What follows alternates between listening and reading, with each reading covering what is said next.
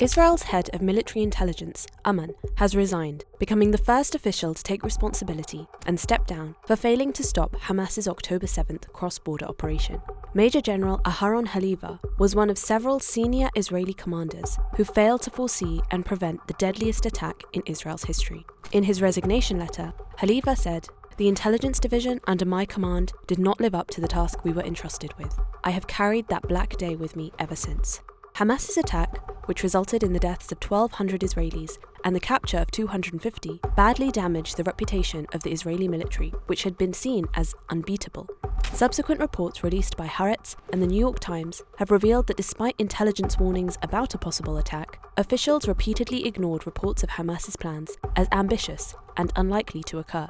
The night before the attack, senior Israeli security officials met to discuss movements on the border with Palestine's Gaza, but concluded that Hamas was only conducting training operations. Months before, the Israeli military had received intelligence that Hamas was seeking to conduct an incursion into Israel, including the settler communities around the fence. Yet weeks prior to the assault, a briefing for Prime Minister Benjamin Netanyahu and Minister of Defense Yoav Gallant concluded that Hamas had been deterred.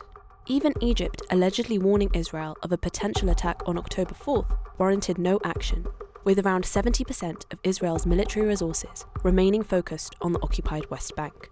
The military response was subsequently slow and disorganized, leaving many areas, including the location of the Nova Music Festival, without military backup.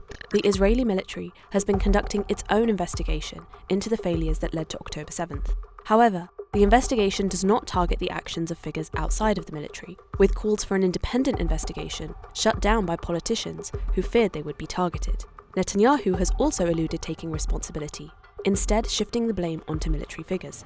Surveys show most Israelis blame him for the events, with suspicions that he is prolonging the war on Gaza in order to avoid a formal state inquiry.